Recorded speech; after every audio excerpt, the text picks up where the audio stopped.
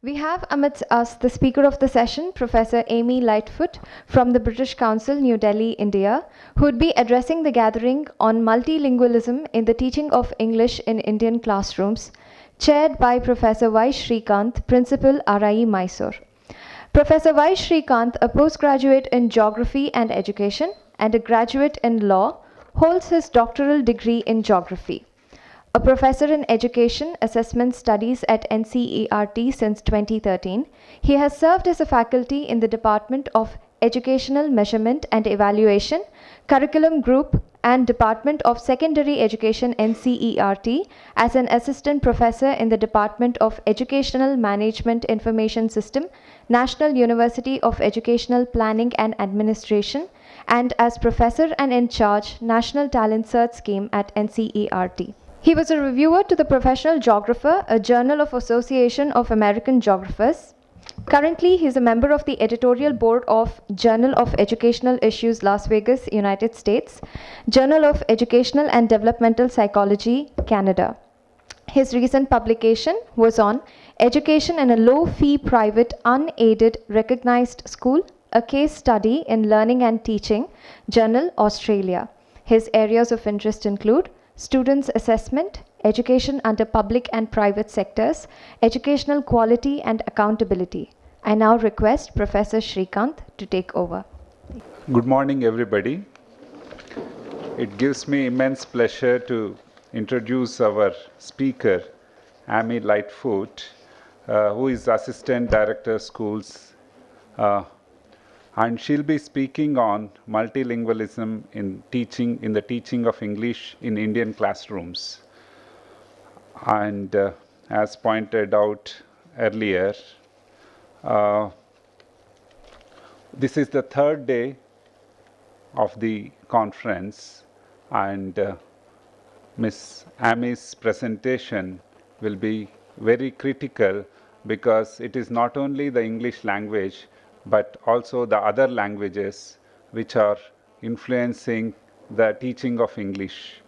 And we are privileged to have Ms. Amy, who has worked for 9 years in India, and we are very grateful to her and British Council for having her with us. So now I invite Ms. Amy to deliver her talk. Thank you. Good morning, and I'd just like to say a very big thank you, first of all, to RIE for inviting me to come to the conference today. I'm very sorry I wasn't here for the first 2 days of the conference. I really wanted to be able to come for the whole thing. Unfortunately, my schedule had different ideas, so I wasn't able to. But I've had a look through the program, and I've been talking to some of you who've been here for the duration, and it sounds like it's been a great success. And it's very interesting to see the range of presentations and topics that have been covered during these 3 days. It's also very nice to be back in Mysuru. I haven't been here for over 10 years, and I'd forgotten what a beautiful city it is. So it's very, very, very nice to be back, and I hope it won't be another 10 years before I come again.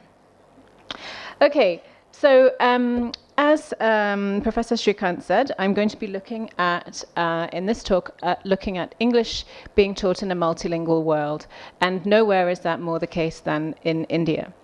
I'm going to talk a little bit about the various risks that are involved with teaching English in a multilingual context, and also looking at some of the responsibilities that we have as educators in that area. Now, before I begin, I'd like to just ask a few questions to find out a little bit about you, and just to get a sense of who I'm talking to. So if I ask you some questions, if you could raise your hand if the answer is yes. So first of all, a nice easy question: how many of you are teachers? Okay, that's almost everyone. And how many of you are teaching or are connected to teaching in the primary sector? A few, okay. And how many of you are connected to teaching in the secondary sector?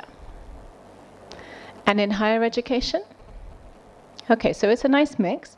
How many of you are focused on teaching English as a language? And I'm distinguishing that from English literature. So English as a language, English language. Okay, and how many of you are focused more on the literature side with English? Okay, so the language specialists are Dominant today, okay. And how many of you would consider yourself to be a teacher educator? Okay, about half. Okay, interesting, thank you. Okay, I'm going to ask you a few questions as we go through the presentation. And at the end, I'm hoping that there'll be some time for us to have some discussion as well if you have any questions about the things that I'm talking about. Okay, so in fact, I'm going to start with another question. This is a quiz question, okay? This is for you.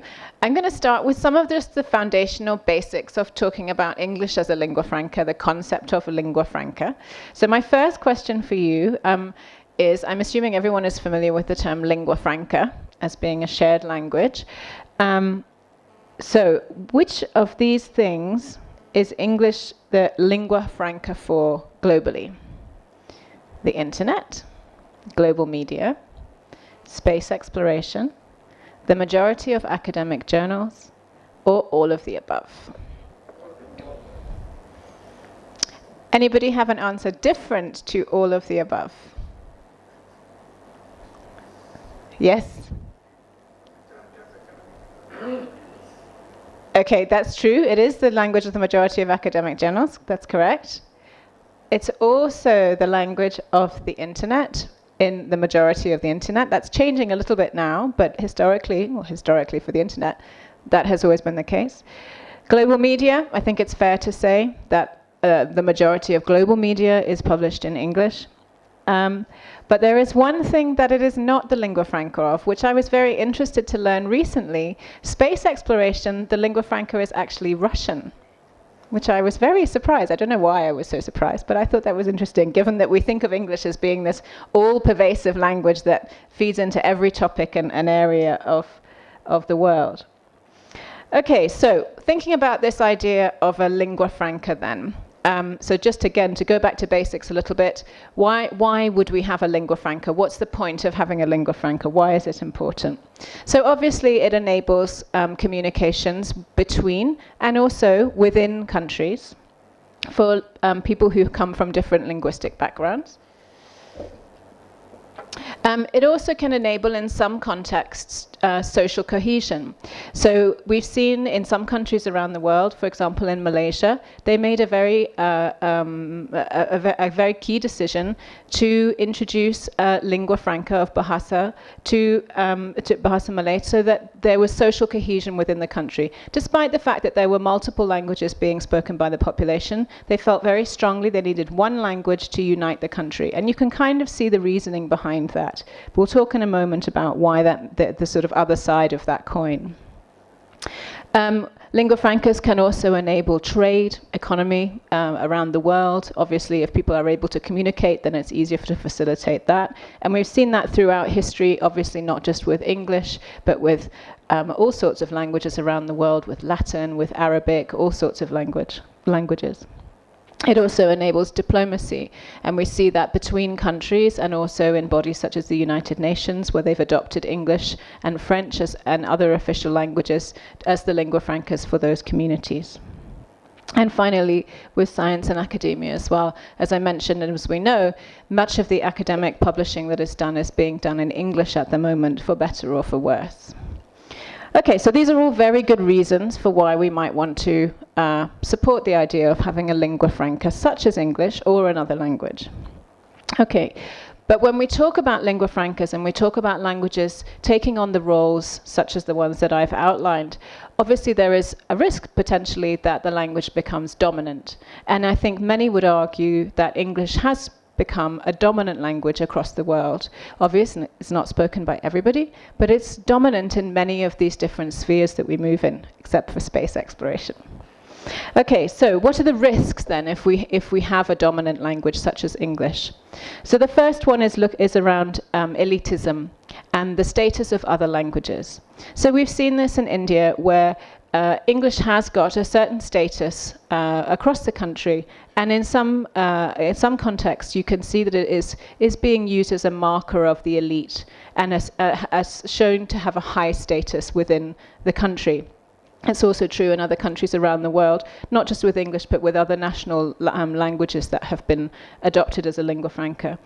And as a result of this, the other languages which are represented in the community can be affected in terms of their own status. So they get pushed down the chain when a dominant language comes in to sort of, take over and be the one that is used by the majority of the people in power.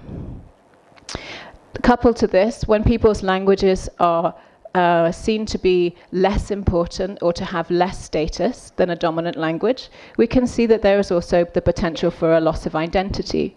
So for people whose languages don't get the status or the recognition that it deserves, that language is so embedded in our identity, in who we are, how we express ourselves, the things we read, the things that we choose to engage with culturally, but also in other aspects of our life. So that potential loss for individual and community identity is also very real when languages are affected. That also leads into this idea of the opportunities that children in particular have for learning.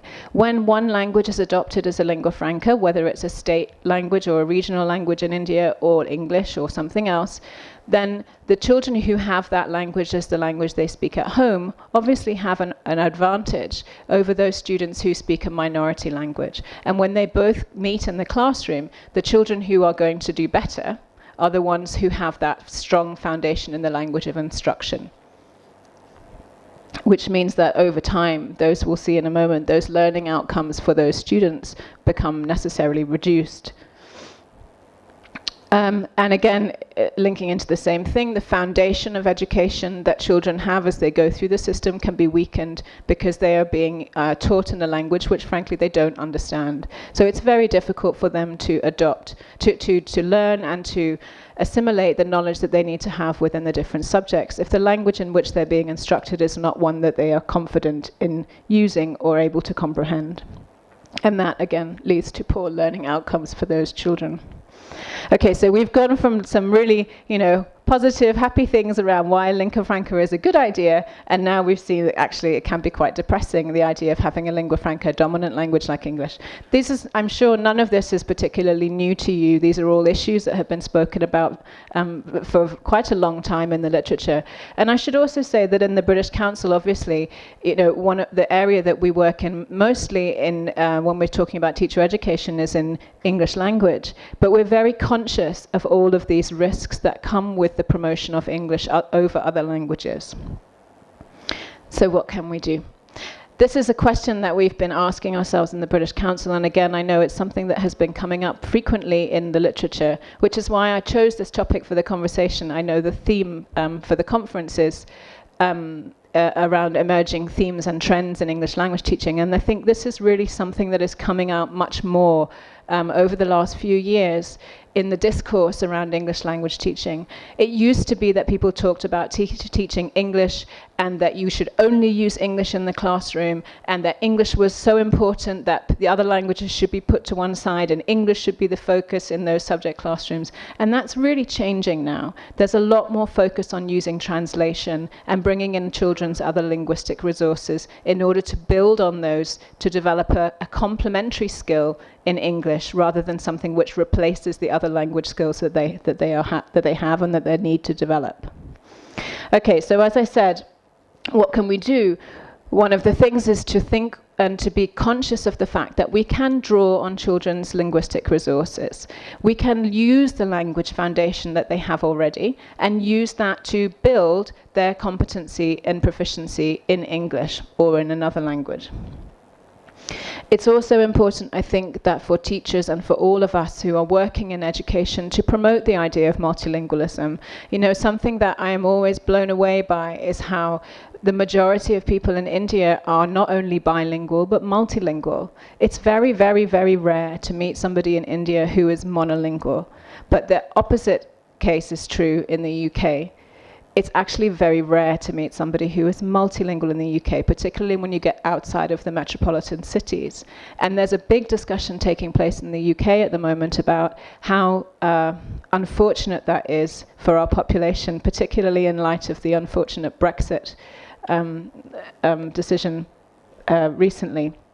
And so there's this really a bit of a drive and a move to try to encourage people to engage with languages, not to see English as being the be-all and the end-all and the only thing that you need for all of the reasons that we've just talked about before, not to mention the cultural riches, the literature and everything that comes with all of the languages from around the world, and how, as a monolingual speaker, people would miss out on those opportunities to engage with other cultures around the world.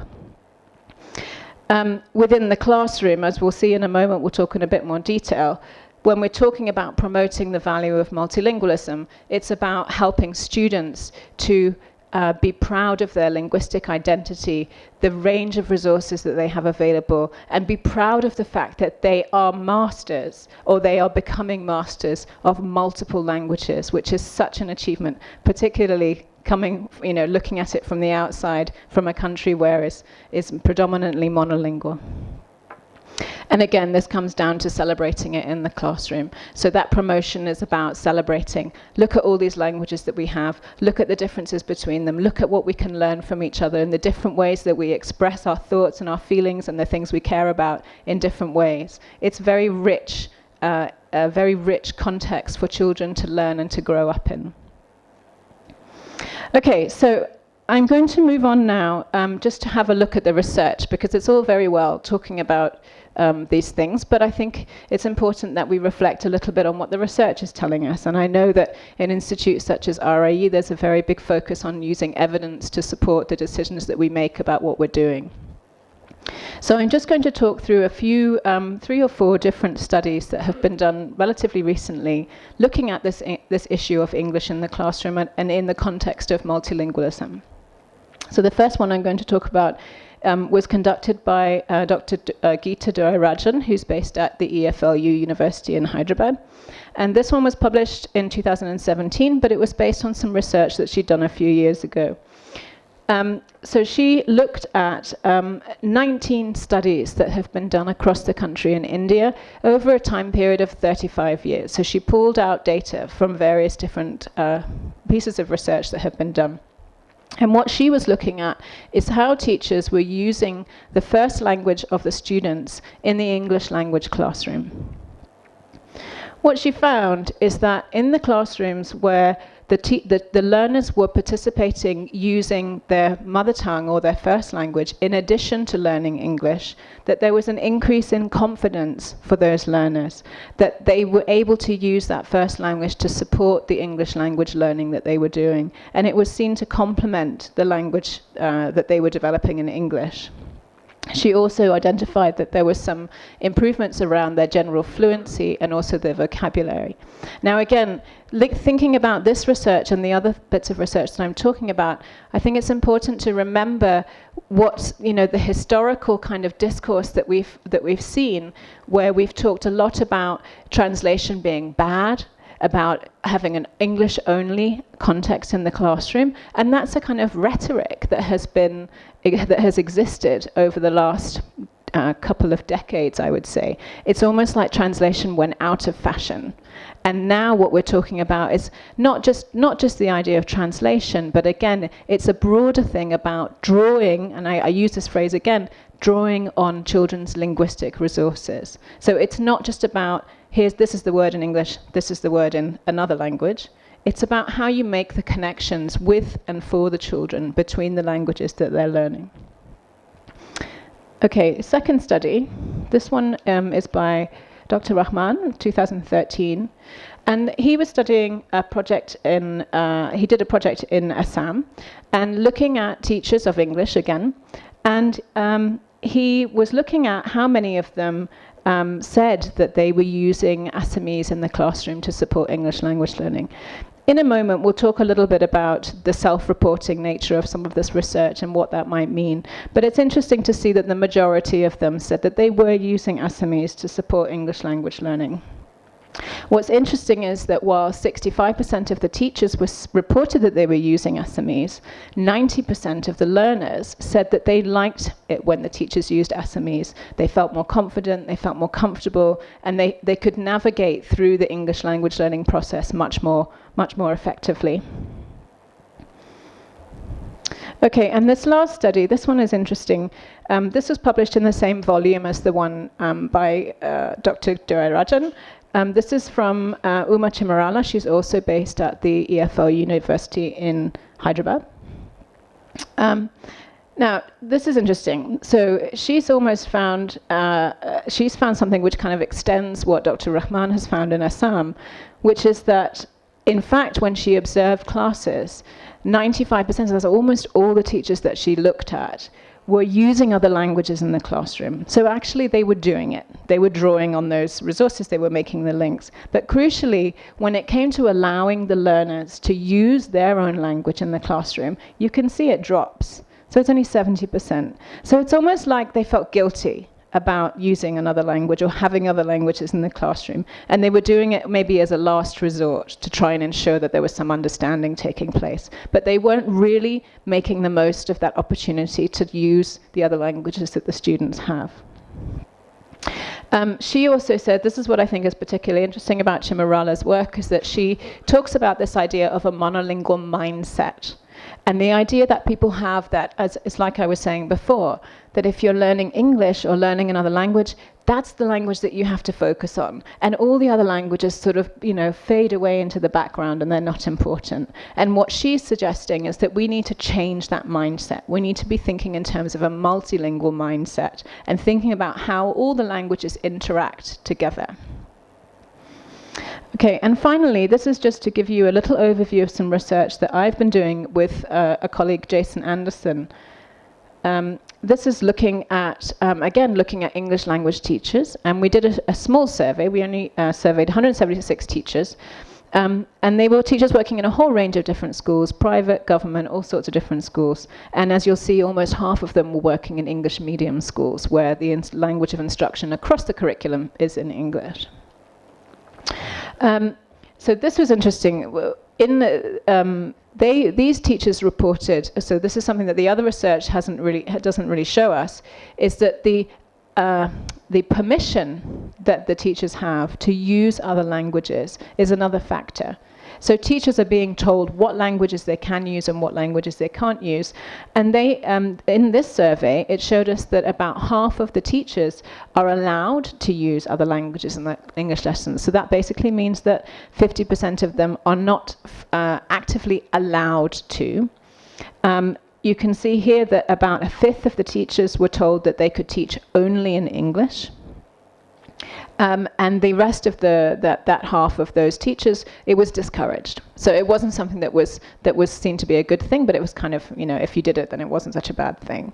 And again, this is something that's coming from above. The teachers are being told, don't use other languages, stick to English. You have to have this English environment. And we have to question whether that's really, in the longer term, something that is going to support students' learning and also the development of their own linguistic identities. Perhaps because of this, just under 60% of the teachers said that they never actually encouraged their students to speak in other languages or to use other languages or to reflect on the connections between English and their other languages. And 67%, as you can see, did not allow their students to make notes in other languages. So they weren't even allowed to write the word in English and the word in their mother tongue or a language they were more familiar with. Now, I've learned several languages over my lifetime. I've learned French, I've learned Hindi, I've learned Thai. And with all of those languages, I have been learning them, particularly as an adult, but even when I was at school, vocabulary, okay, abstract concepts you can't always translate directly, but when I'm making a list of the vocabulary I need to learn, I want to write the English word next to it, because that's the quickest way to be able to remember what the word means. We can draw pictures and do all of that stuff. So it seems very odd to me it seems like that was not being allowed at all, when it's such a natural thing to do. The other thing that was interesting is about just a third of them said that they think about their learners' linguistic backgrounds. And this is particularly interesting, again, because for India, it is so multilingual. In every classroom, there are students who have a range of language backgrounds. I think it would be almost impossible, no, maybe not impossible, but I think it's more likely than not that the class is going to be multilingual in terms of their home languages, if we take into account all of the minority and the state languages that are spoken, and the migration also that happens around the country. We're writing this up into a paper, so that should be coming out sometime next year. Okay, right, this is your turn. Okay, I don't know if you can actually read this, particularly at the back.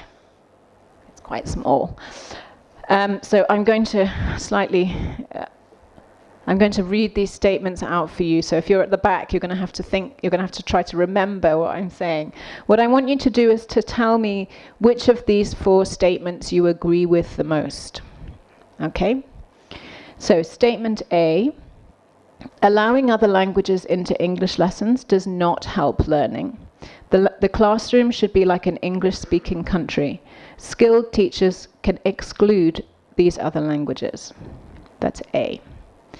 B, allowing other languages into English lessons does not help learning. However, perfect conditions for teaching do not exist, and so sometimes we have to make a little use of other languages. C, allowing other languages into English lessons can improve learning, but we should keep it to a minimum and maximize English language learning. English language usage. And finally, D, allowing other languages into English lessons can improve learning significantly. We should make use of these languages. Teaching English is about adding to their ability to communicate. So which of these statements do you agree with? Or maybe another way to frame this is, which of these statements do you think the teachers that we surveyed, those 176 teachers, which one do you think they agreed with the most? Okay. C. Okay, all right, let's see what they said. So this is encouraging.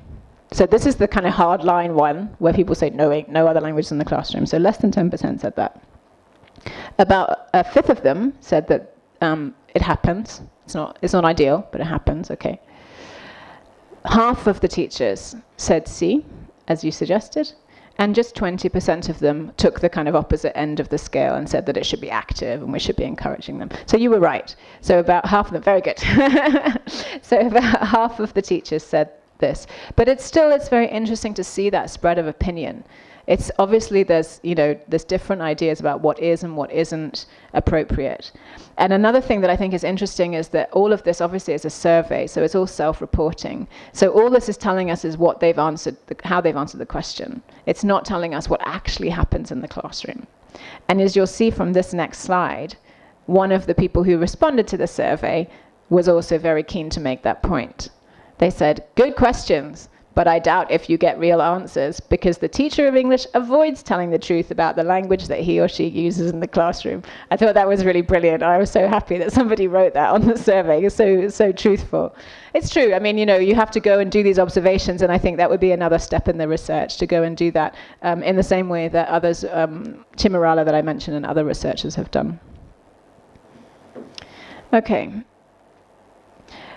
Right, so I'd like to move on now. I'm just going to talk a little bit about this idea of an additive approach to language learning. And this is, again, it's putting a fancy name on basically what we've been talking about already. So if you think about additive approaches, the opposite that people talk about are called subtractive approaches. And when we talk about subtractive approaches, that basically means that you are putting one language in and you are saying that the other languages should be taken out or that they shouldn't be counted in the same way.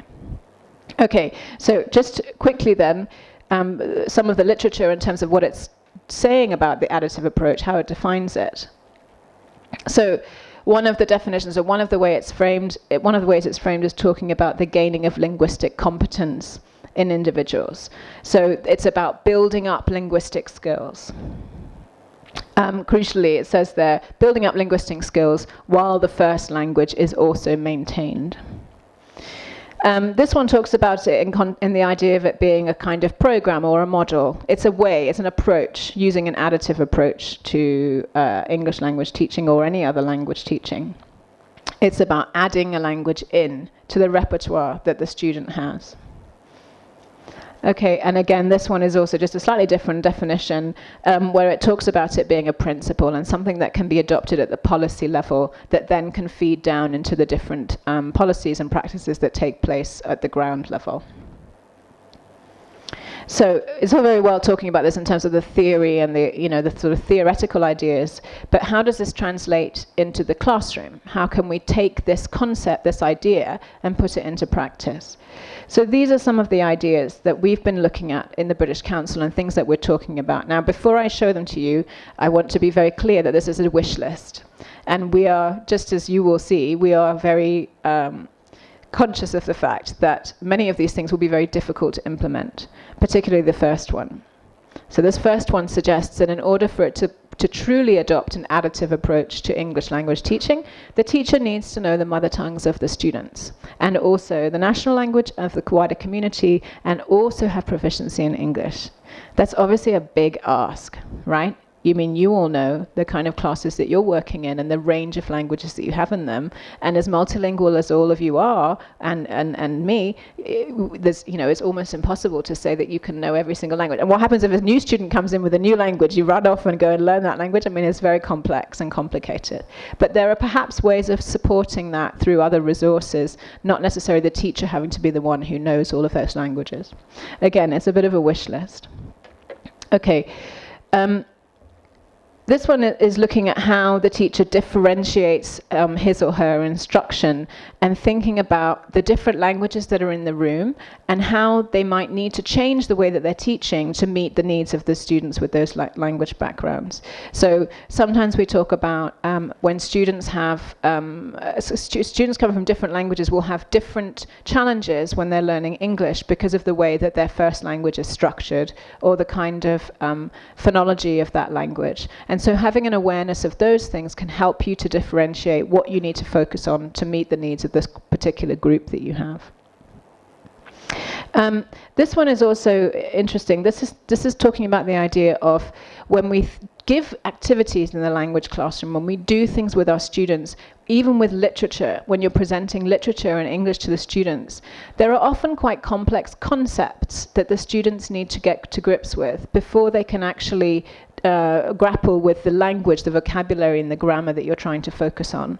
And the idea here is that you do all of that critical thinking and difficult thought processes and understanding the topic of what you're doing in the student's first language. And then once they've got to grips with all of that, then they start looking at the language and how that maps onto what they've understood in terms of the topic.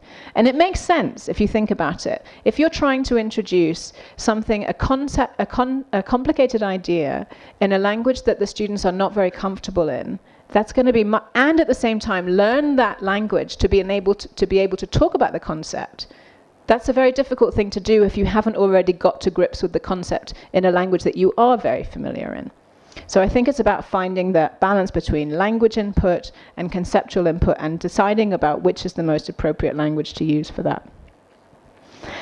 This is a similar point here, and also just the one above that mentions about asking students to compare, thinking about what they know in their first language and what they're learning in English and what the differences are between that, and making connections. Oh, in this language we say it like this, in this language we say it like that, and why might we have different ways of expressing the same thing?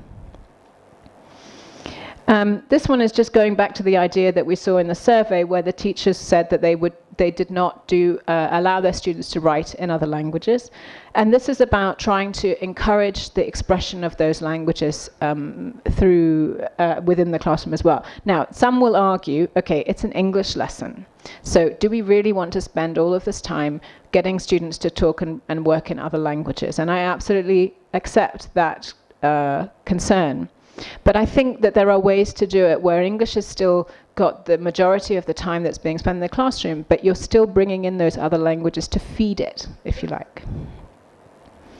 This one just goes back to the idea about celebrating the linguistic diversity within the classroom and creating an environment where the idea of being multilingual and having a range of languages at our disposal to use is seen as a very positive thing. And I think if all of these things, that is the thing that tomorrow all of us could go back into the classroom with a slightly different mindset around the value of those different linguistic resources, and how that then translates into the way that you talk about the children's languages and their backgrounds, I think could be a very interesting thing to think through. And this is, again, in the school environment more widely about the languages that children have. I was actually very surprised to be told the other day by my children who go to the American school in Delhi that, so I should tell you, the American school in Delhi has about, I think it's something like 40 different nationalities represented there, which is amazing. But my children told me that in the classroom and in the playground, that children are not allowed to speak in any language other than English. And if you think that in this school, okay, so the majority, well, I would say it's probably about 60% of the students have English as a first language, or a language that they are very, very confident and capable in using. But there's about 40% who've come into the school and are doing English as an additional language as a subject to try to improve their English skills. And there are communities within the school. For example, there are many Korean students, there are many Japanese students, there are students from all over the world. And to be told that in the playground you're not allowed to use your language that is the language of your heart, I think there's something fundamentally flawed about that.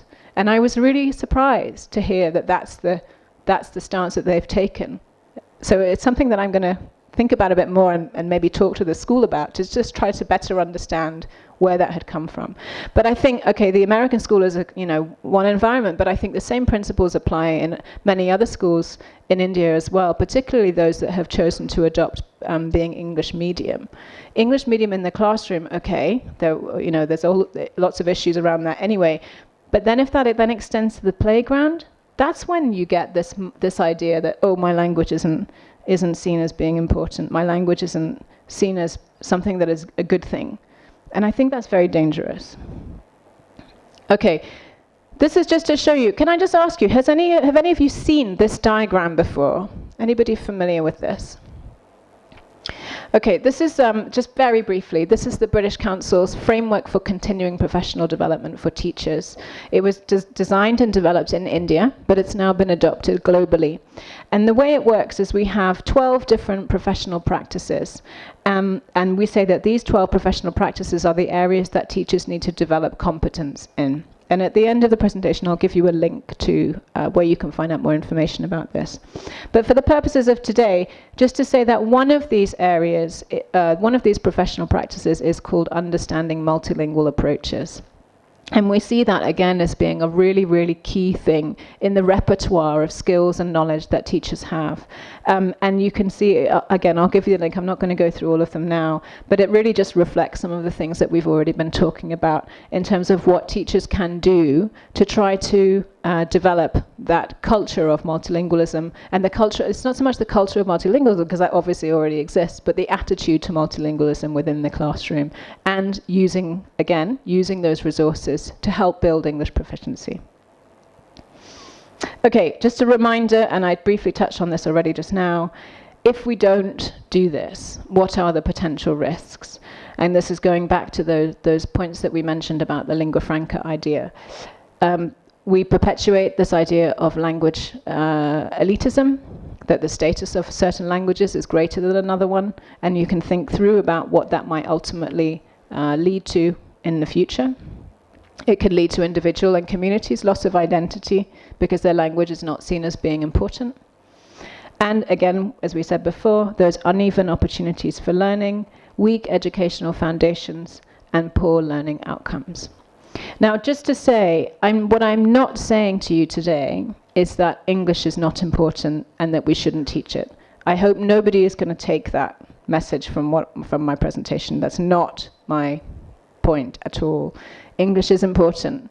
It's a lingua franca around the world, as we saw at the beginning. It's not going away anytime soon.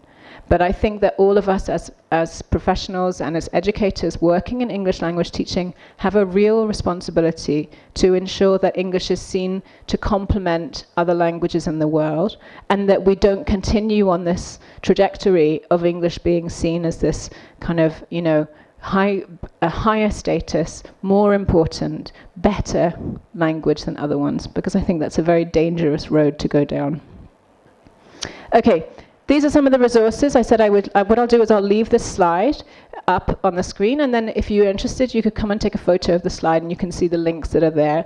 The research that I mentioned by Chimarala and Durarajan is in this publication, Multilingualism and Development, which we brought out last year. It was based on some of the conference papers that were done at the Language and Development Conference in Delhi in 2015.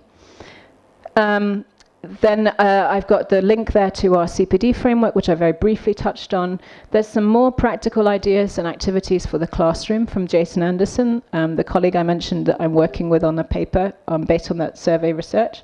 And then also at the bottom, I've just put a link to our very, very new position paper on English medium instruction. And we haven't really gone into that in detail in this presentation, but if it's an area that interests you, I would recommend taking a look at that paper as well, because it sets out all the arguments for and against English medium instruction being adopted in the school sector and what needs to be in place in order for that to be effective. It also sets out the British Council's position on it and what we support and what we think is right in terms of that policy. Okay. Thank you very much for listening.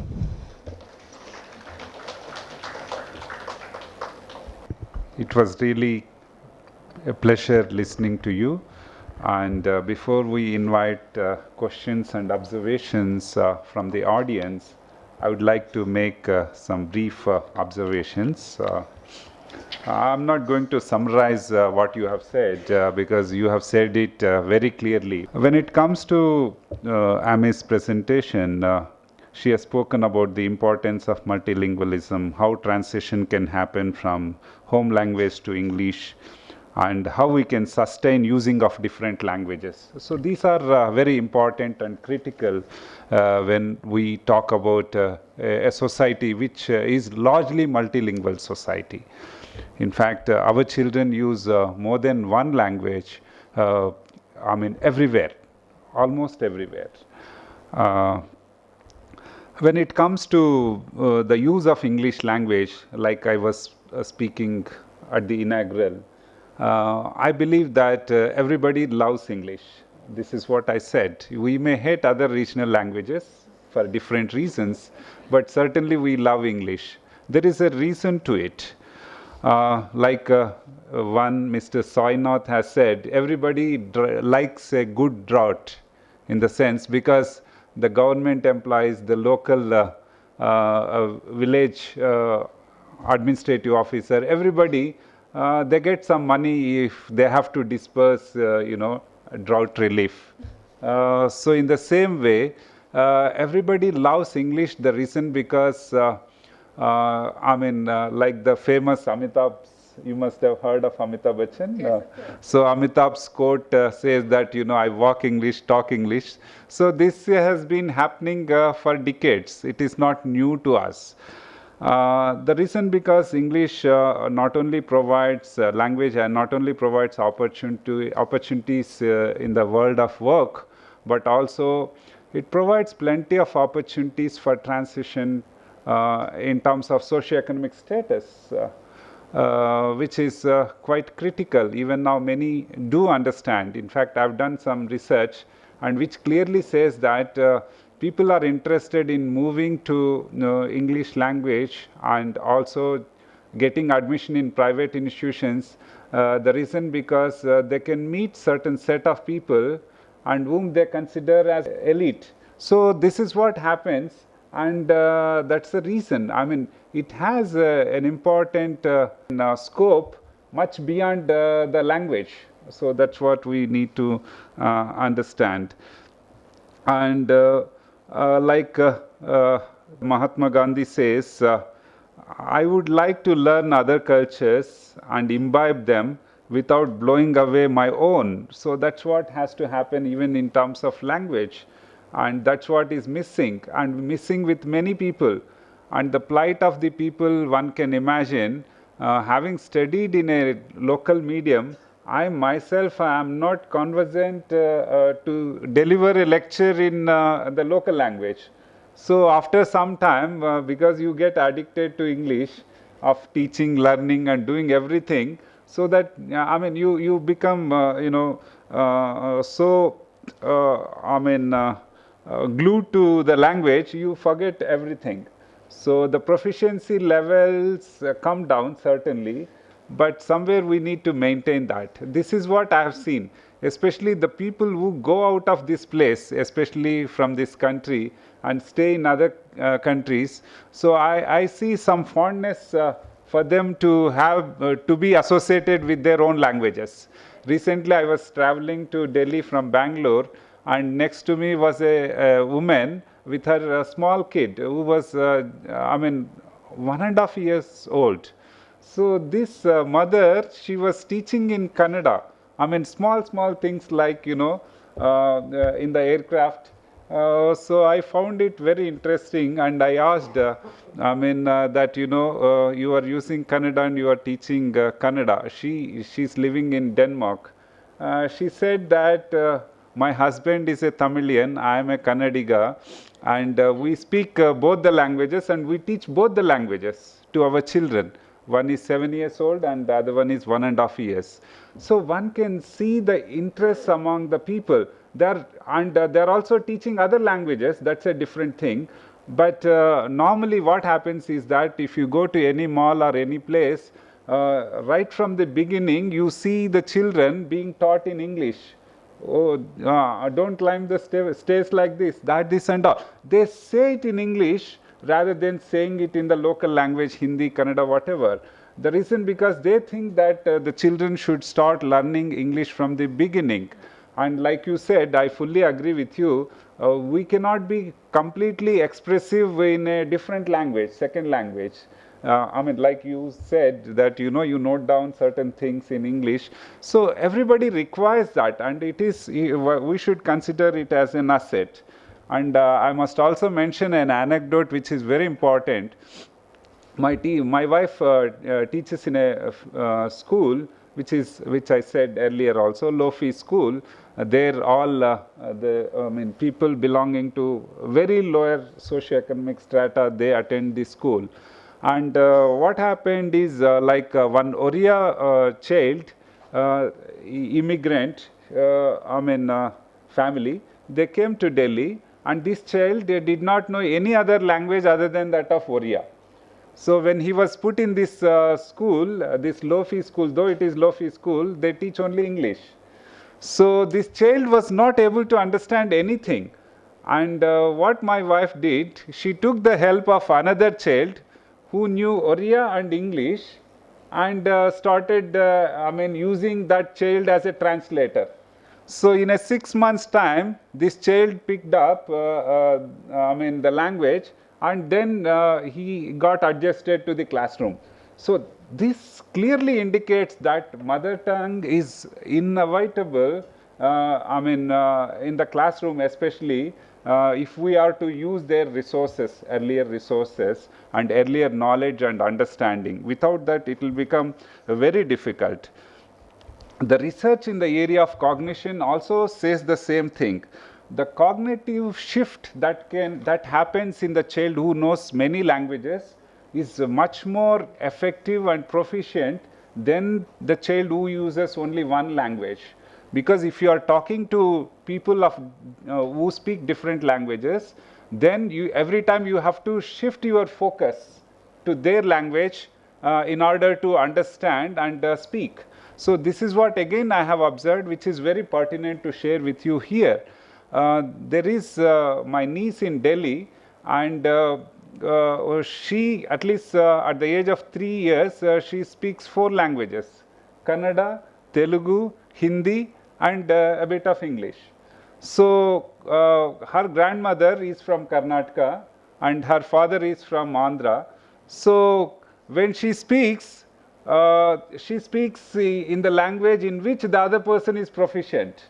when her grandmother speaks in Telugu, she knows that she is not good at Telugu, so she would respond in Kannada. So this is the asset, that you not only understand and speak in the language, but you know the worth of the other individuals at that age.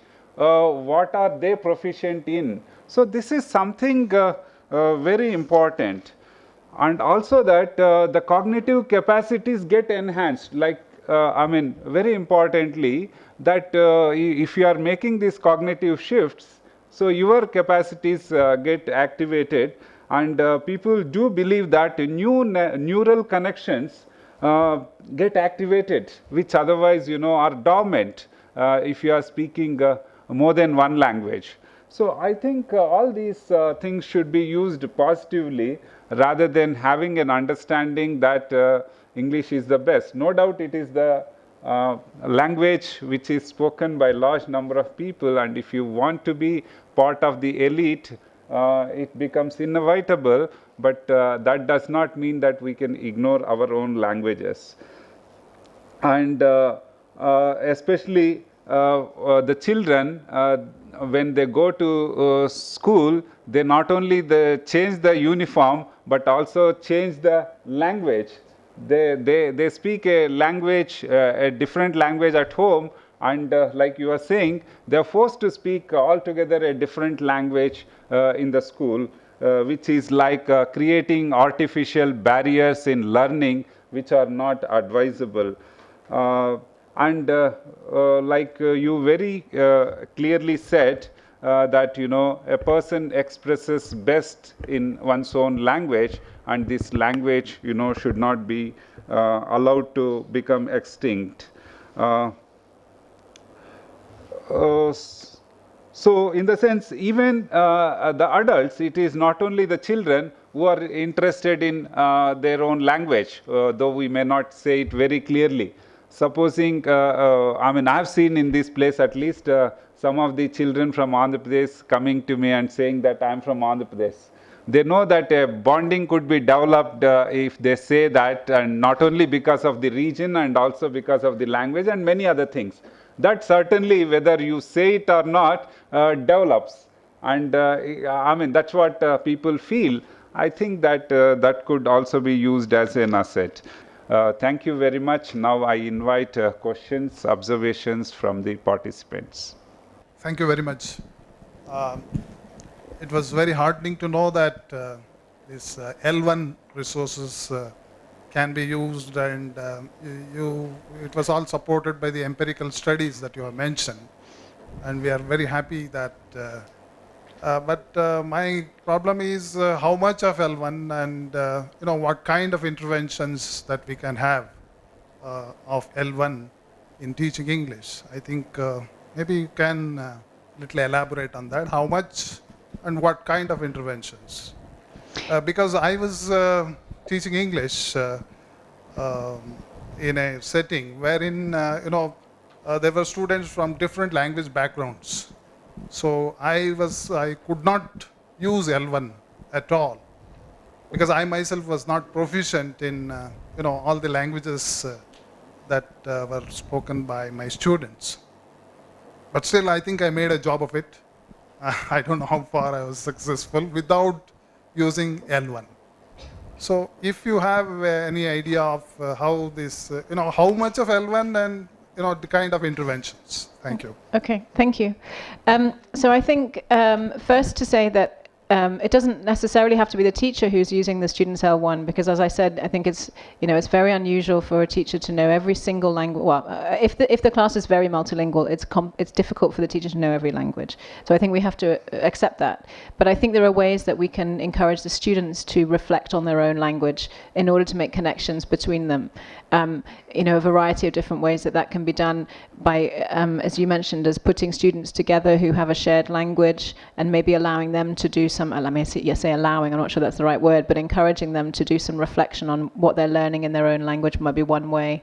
Or getting students, if you don't have students with the same languages, to compare, what's this word, these words in English, How do you say them in your language? Tell your friend how you say them in your language. Because even through the process of doing that, they're not trying to teach the other student their first language, but just for the process of doing that, they're kind of encoding that language into their memory in a different way than if they're trying to do it based on English definitions or visuals or whatever.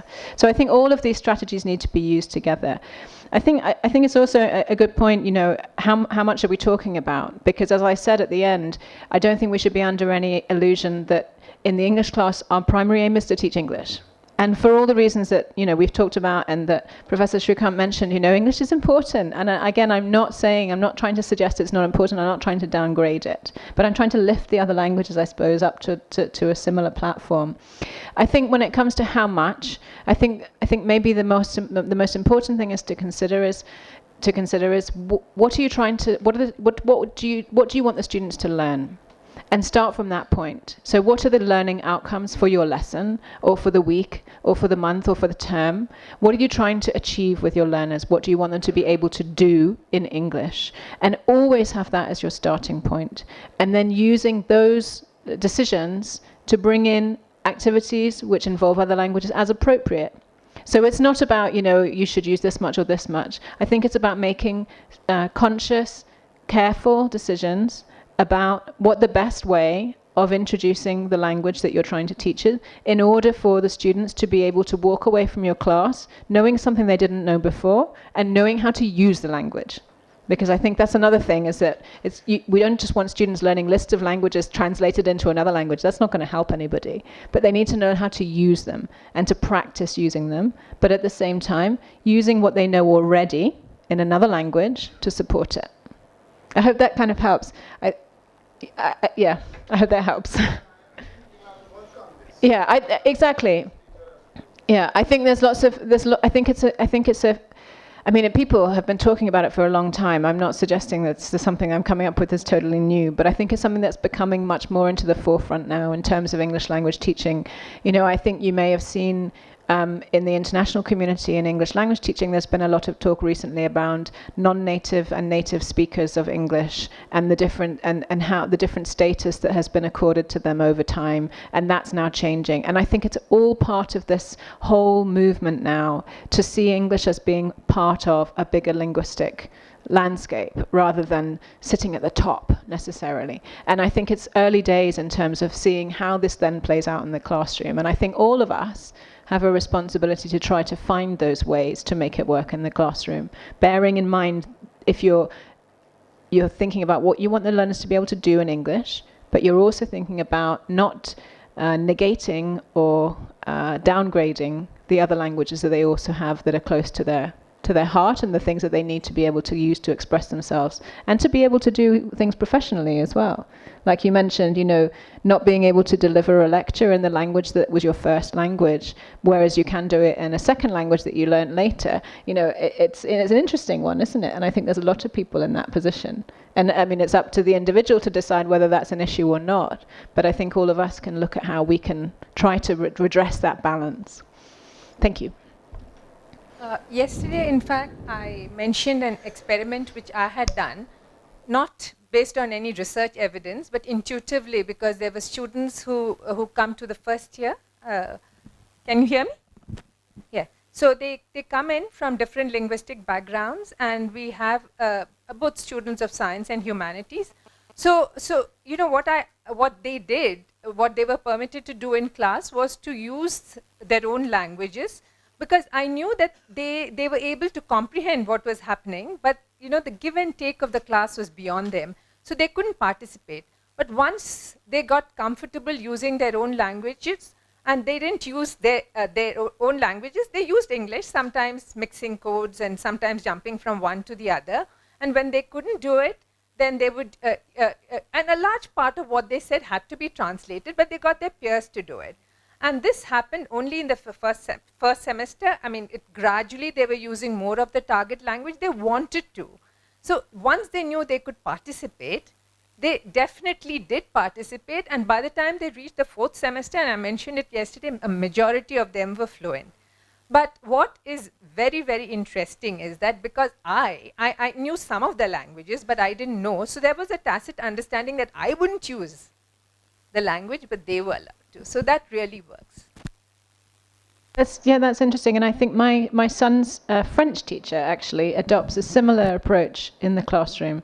She allows the students, again, I don't like that word, allows, but she encourages the students to tell her what do they want to say. What are you trying to talk about? Let's talk it through together. I'll help you with the words. Now you try and say it in French. Yeah, and you kind of like co-create it together until you become more and more confident. You know, a lot of language learning is about confidence, right?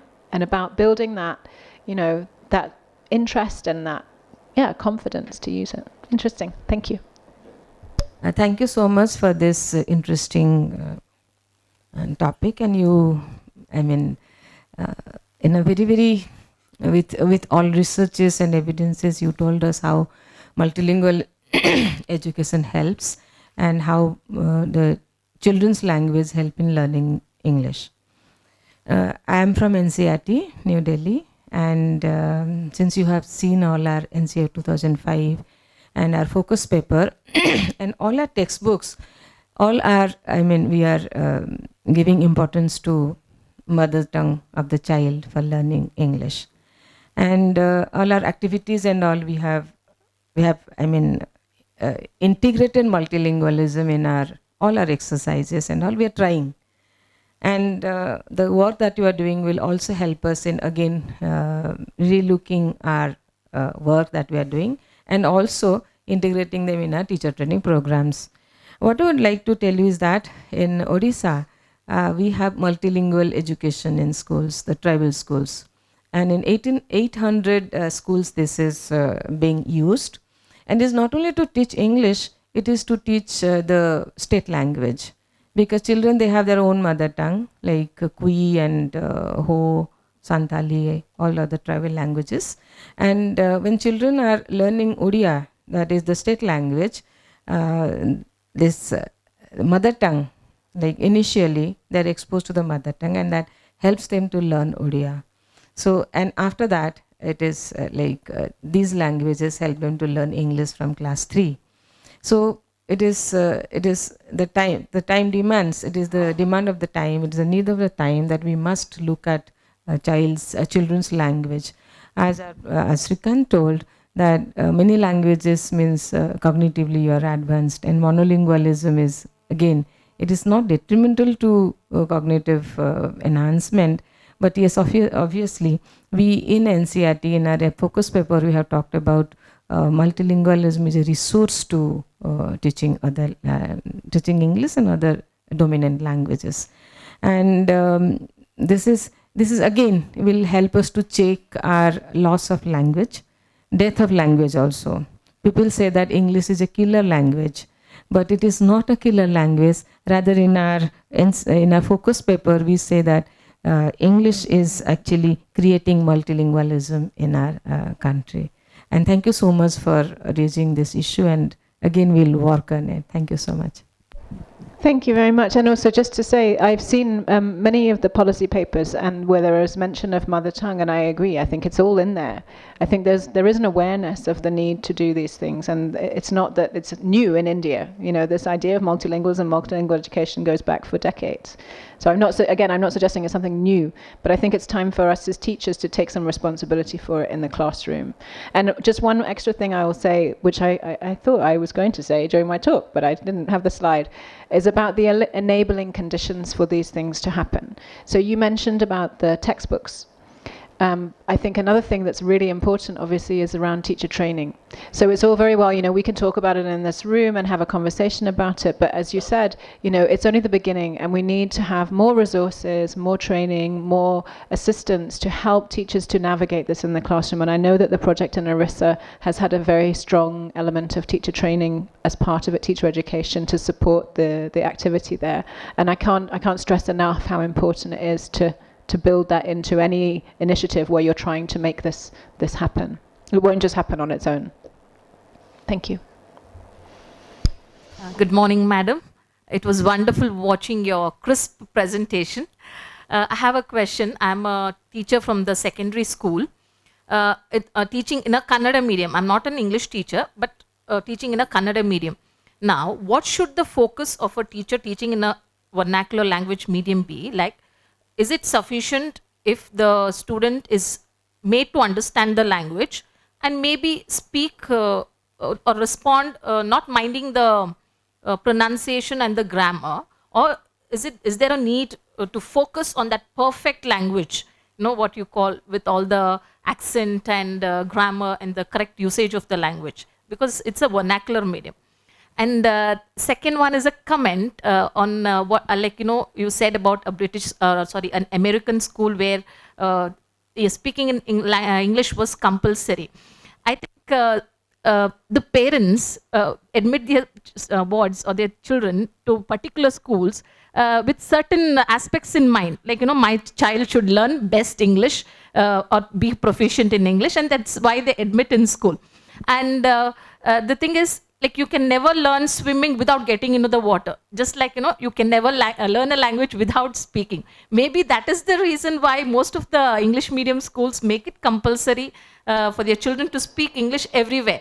So that, they make attempts and become confident through their, usage of the language. This is only a comment, please don't take me wrong. No. Okay, I think you're probably right. That's part of the reasoning. I mean, I wonder whether there's also something about that if the students are all talking in different languages, then the other students don't know what they're saying, and they're worried that it will create group, groups within the school who don't interact with each other. They want to have a common language. But I still think there's something funny about it in the playground. In the classroom, yes, I can understand. We have an English environment. That's what we try to create because this is the type of school it is. But something sits funny. I don't know. I find it a little bit, they're children, and how they express themselves and how they talk. And also this particular context, the children who go to that school, they didn't necessarily have the option of going to a school which was their own language. So there isn't, to my knowledge, there isn't a Korean school in Delhi. There isn't a school for teachers, for speakers of random like Hungarian. So they have to go to one of these international schools. And again, there are huge benefits to them learning English. But it's just that playground thing. That's what gets me. Just to come to your other question, were you talking about when you were teaching Canada, how much the students need to develop proficiency in Canada? Or are you talking about how much those students need to develop proficiency in English? It's a complicated question. But I mean, my initial response, the short answer, is I think, as a general rule, it's more important to develop confidence and fluency. Accuracy is very, very important, but I think the danger is if you stress too much on accuracy, they lose confidence and they lose fluency. And actually, if you think about it, out there in the world, when we're using the language, it's one thing if you want to be an academic or you have a very high up professional role where you have to have perfect, your written English and everything has to be absolutely spot on. But to get into to start their career, they need to be able to express themselves and to have conversations, even if there's some errors in it, and to have that, again, confidence to go out and do it. Just one point about accent. I have very strong feelings about accent being very linked to identity. And I did my first master's dissertation around accent in India and perceptions around accent. And I feel very strongly that accent is something that should be kept as linked to your first language, and it shouldn't be some ideal of developing an accent which is foreign or which is something which is different to where your identity lies. So just a little aside on that. Thank you. Next question, I just want to make an observation on this. Yesterday, Professor Prabhu very clearly said that grammar should be used like medicine and not nutrition. I think this is something which is very valuable. She's also saying it in a very different way, the same thing. And I think there was an answer yesterday itself. Thank you. Yeah, I'm Dr. Gunamani from Manipur. Yeah. Actually, I was thinking all about the status of the English in India as well as other global areas and also. So when I think about this English, many people are saying that English is the killer of the other language because there are so many endangered languages in our countries. Even I don't know how many languages are there as an endangered language in Karnataka. In my place in Manipur, there are so many endangered language. English is a dominating, and they are killer of this language. They are almost spoken, but right now people are not speaking this language. They don't have any script, but the English script is a switch on them. So that is first I would like to say that the English is the killer of other language in our country. Taking into the account that you have already mentioned about the identity loss of the our language in our countries. So then when I think about the multilingual class, I think as a teacher educator, I'm a teacher educator. Not only being the teacher educator, I was teaching poems and prose in the school level, high school level, and even in the college level. When I taught the poem and the poetry, I sometimes use mother tongues in order to make them understand the conceptual themes of the poems and all. Otherwise, we are not able to convey the whole basis, central ideas of the poems. By the time I can use I may be the bilingualism method I may be adopting, or I may be using other direct method also, sometimes I use it. So when I think about the multilingualism and also, I think all the teachers should think that we are not barred, we are not restricted. No, I mean, we are not allowed to use only English all the time. We can use in case the classroom consists of more than 10 students speaking different language. If I am able to speak in a different language, like more than 10 languages, if I happens to be I have the ability to speak more than the 10 language, then I can speak in the 10 language in order to make them understand in different languages. So that is a multilingualism. So I think multilingualism, which even if we adopt it, nothing is going to happen in our ELTs. That's what I feel. Okay. Thank you. And I just wanted to add, building on something that you said there about poetry, and we had a question earlier about what kind of strategies you can use in the classroom that use other languages. And I think there's something around, it's not about direct translation necessarily, okay, that translation has its place. But I think, for example, this is a nice example, if you are teaching poetry or you're teaching literature, and in all literature, there is idiomatic expressions. So where we use some words to say something that is kind of metaphorical, that has a different meaning. And that whole idea of metaphor and idioms, if you can talk about that in the children's first language and compare, so for example, in Marathi, just as an example, we have expressions where we say, we use this expression to mean this.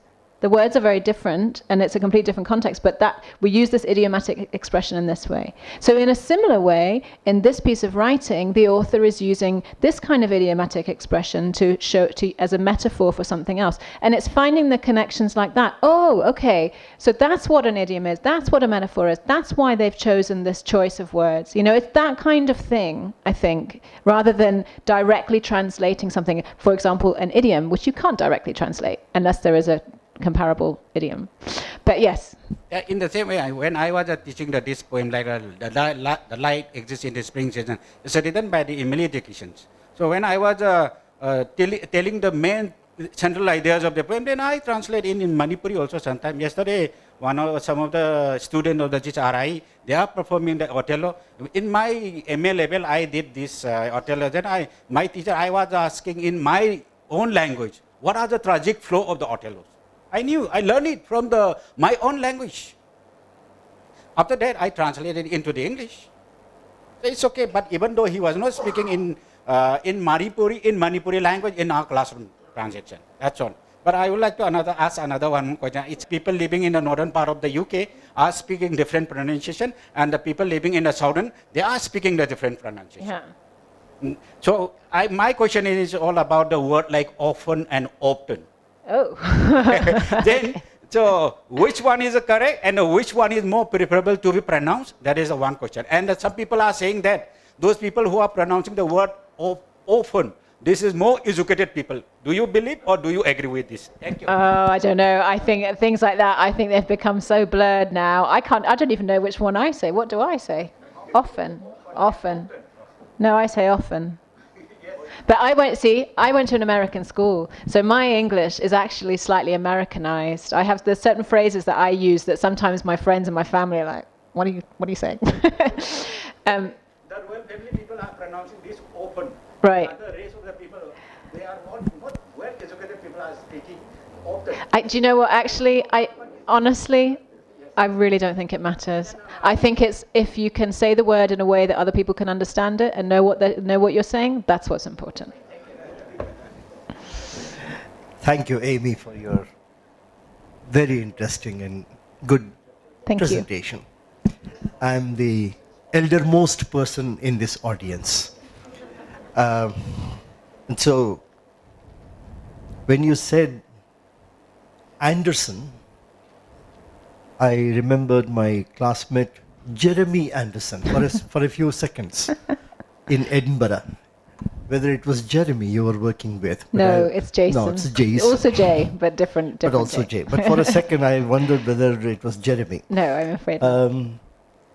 82, I came back from Edinburgh and started teacher training workshops in India, somewhere around 83. And I've been doing it, continue to do that.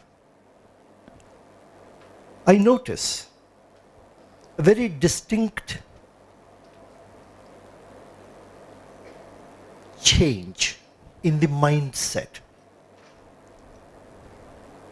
both from a sociological perspective as well as an academic perspective, in the minds of the teachers, in conditions which exist in the country, and in my own attitude and approach to teacher education now. And I'm glad that the British Council has also started thinking on those lines. It's very good. And that is, of late, in my workshops, I cannot but talk about the role of the mother tongue in the English classroom. This wasn't there 10 years ago. Gradually, progressively, as the country has progressed, as the presence of English has become more and more relevant, and it is increasing, there is this awareness apparently about bringing in English into the classroom. But at the same time, it looks like, probably because of the spread of education and the conscientiousness about the role that English plays in society today as well as for the future of the kids, it looks like a number of teachers would want to know more about what they could do with the mother tongue in the English classroom. And this is invariably, what I want to stress on and tell you is that invariably no workshop of mine these days ends up without asking this question.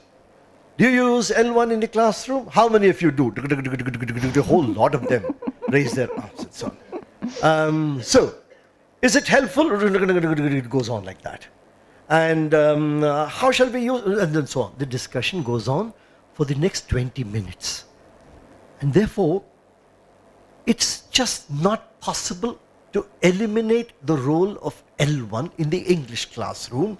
But it is also true that many of our teacher folks all over the country want to know a little more about the presence of L1 and the treatment towards L1. I just wanted to share that with you. Thank you. And I agree. I've had those observations too. And I think one last point to make. We're late for the tea break. Just one last point to make is that I think there has been a sense of what we saw in our survey, a sense of guilt, that teachers feel I'm using L1 in the classroom, but I just don't think I should be. And actually, that's not right. There is a lot of power in using students' first language if you use it judiciously and in an informed way. So again, coming back to the point I made earlier, what are you trying to achieve in your class? What do you want the students to learn? How are you going to help support that with the students' first languages so that you take this additive approach? Okay, we'll stop. Thank you so much. And before we conclude this session, we have a small token of... That's very nice. Thank you very much. Shall please come. Thank you so much. Thank you.